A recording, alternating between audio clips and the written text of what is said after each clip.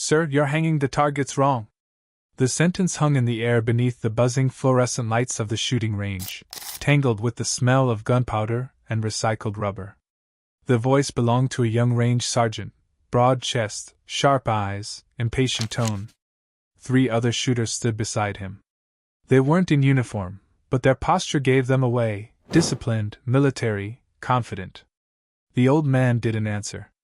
He pulled the pulley rope, the rail creaked, and the first paper target slid down the line, stopping at the 450-yard mark.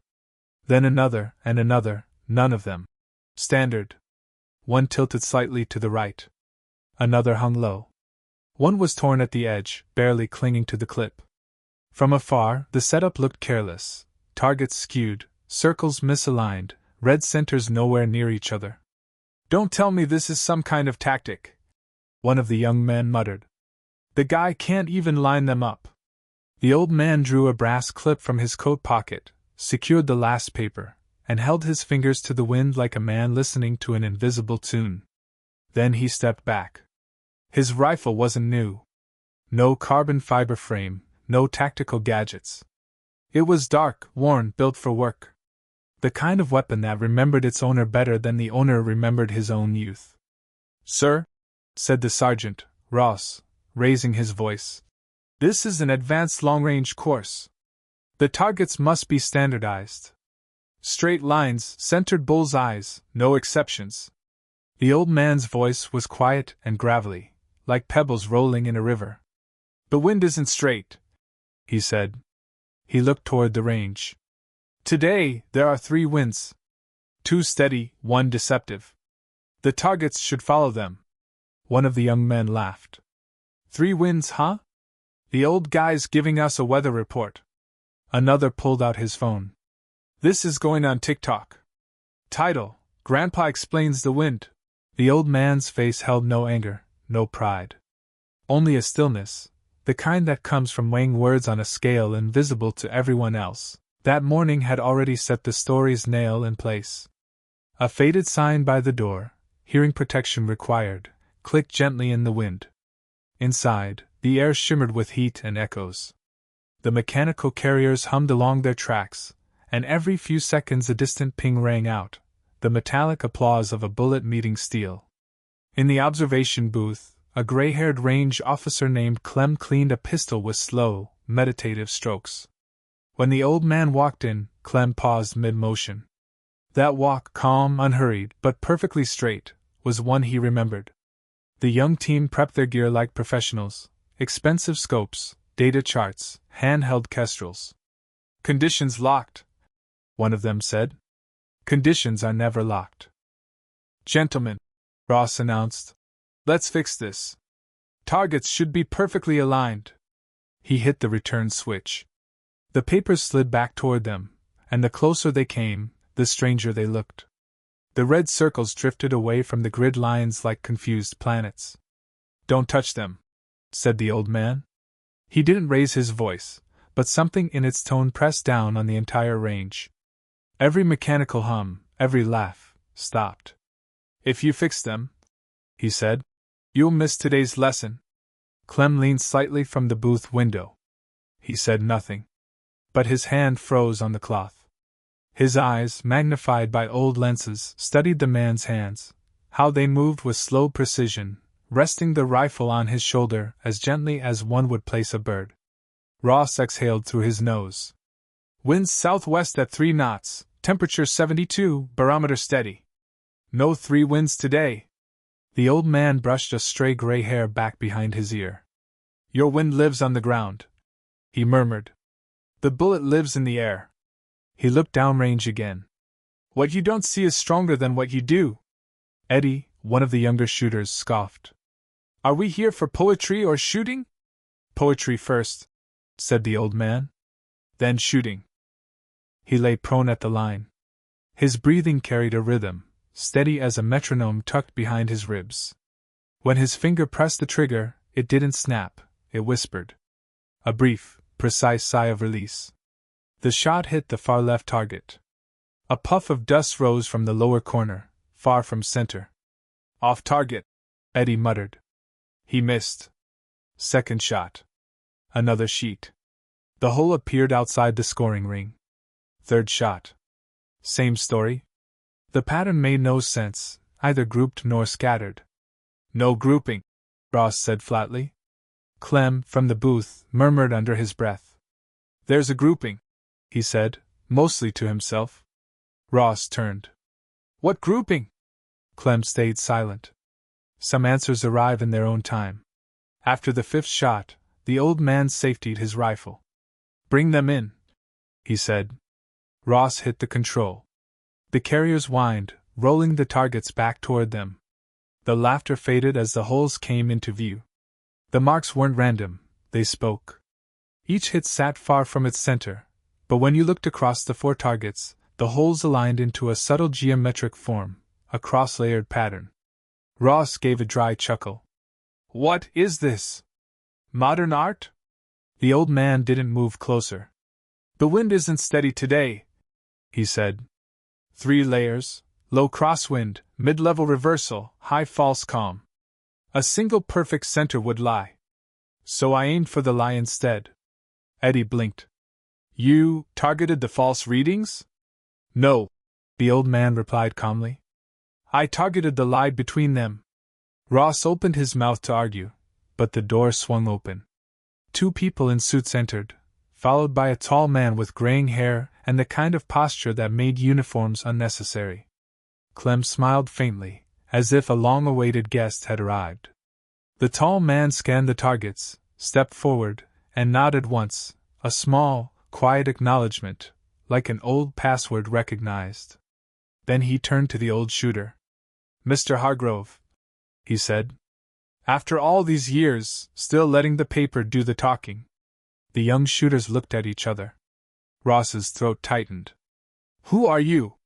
The man gave a short name, no rank, but it carried the gravity of one. Then he said, Those targets look wrong. But not just the targets. He gestured to the range. The air's wrong. It looks calm, it isn't. It looks uniform, it's layered. This pattern. He traced the invisible geometry through the bullet holes. Shows what the Kestrel couldn't see. Formation, Clem said quietly from the side. The legendary one. Ross frowned. Formation? These are random holes. Are they? The man stepped closer, eyes tracing the invisible lines. Low band suppression, mid band zero shift, high band drift correction, the triple wind. He turned to Hargrove. Where did you learn it? Hargrove smiled with his eyes. From the wind. A chair scraped softly against the concrete. The young men unconsciously formed a half circle. The visitor took a breath, squared his shoulders, and saluted. No medals. No ceremony. Just a salute stripped to its essence. The air stilled. Even the buzzing lights dimmed to a whisper. Mr. Hargrove, said the man, you have an audience, unofficially, maybe, but still yours. Would you speak to them? The old man looked at the paper targets. One day, he began, I tried to forget a lesson I learned. So I put down my rifle. Turns out, the lesson wasn't in the weapon. It was in how I looked. Ross muttered. What lesson? To want the wrong shot. Hargrove's voice stayed even. Sometimes the center lies. Sometimes hitting dead center means missing the truth. Today, the center lied. I aimed beside it. The visitor nodded. Those off-center hits formed a pattern. You built truth by connecting the lies.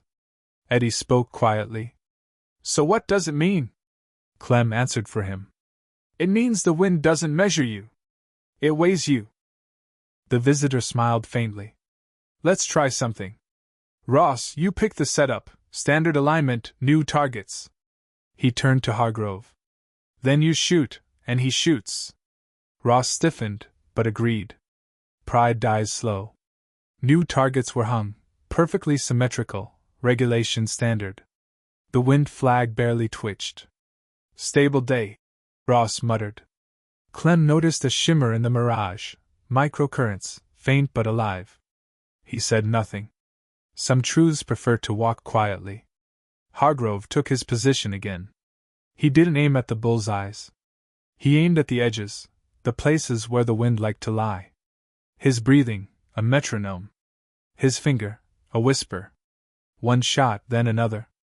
Each impact looked misplaced, yet purposeful. Then Ross took his turn.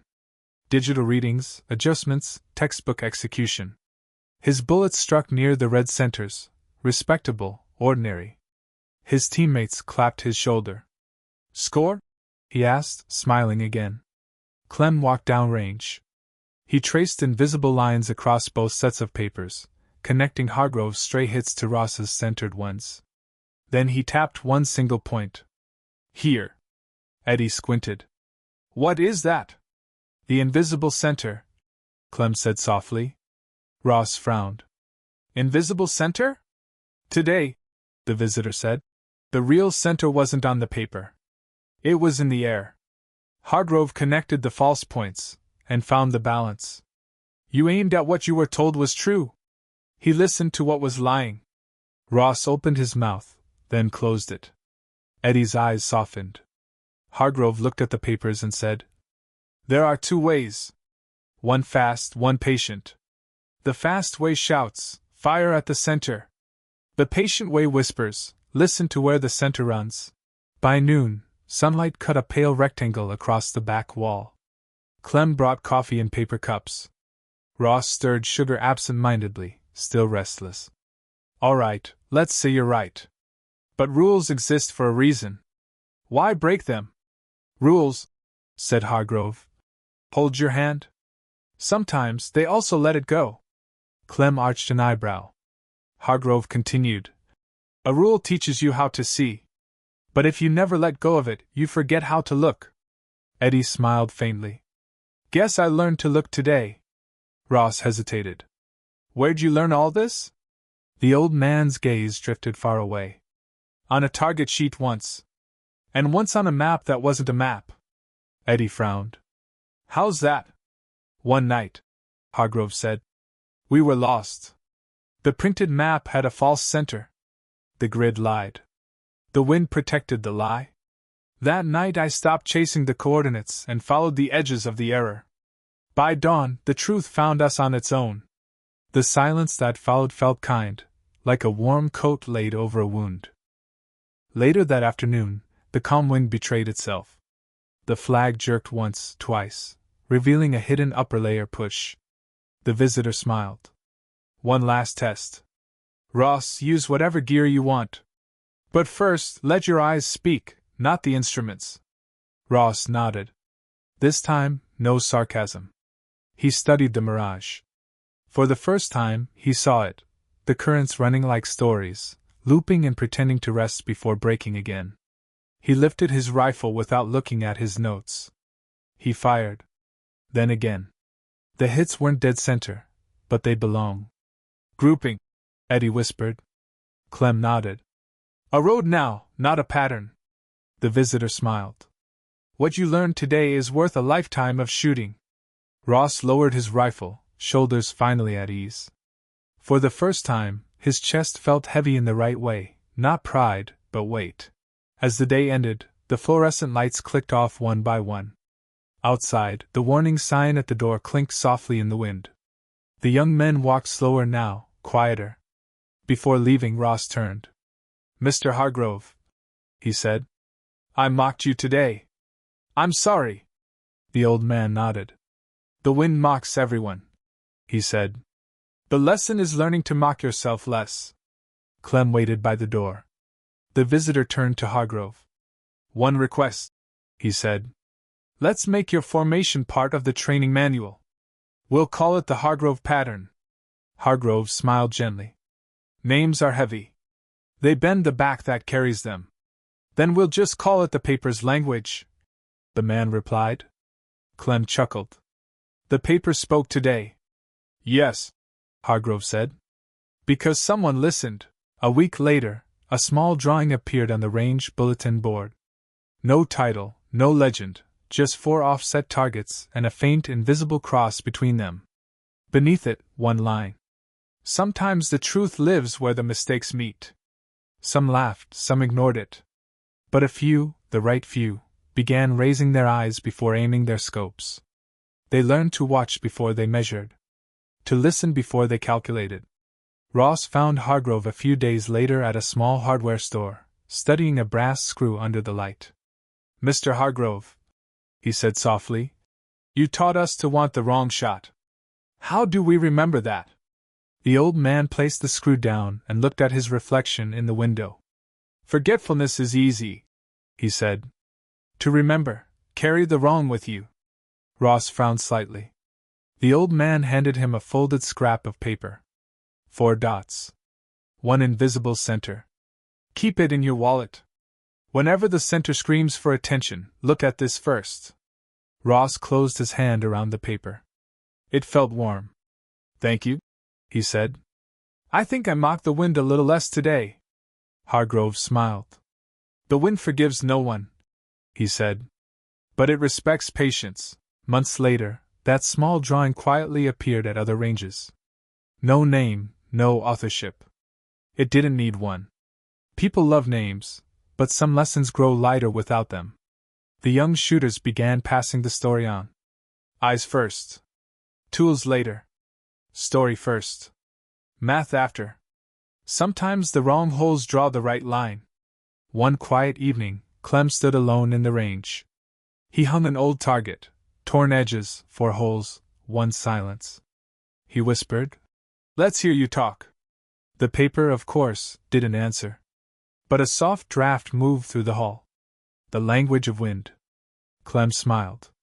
Before locking up, he pinned a final note to the board. "See the error. Hear the truth. Don't aim at the center, aim at where it runs." Outside, the wind rocked the old warning sign. 3 gentle taps. As if someone unseen was saluting.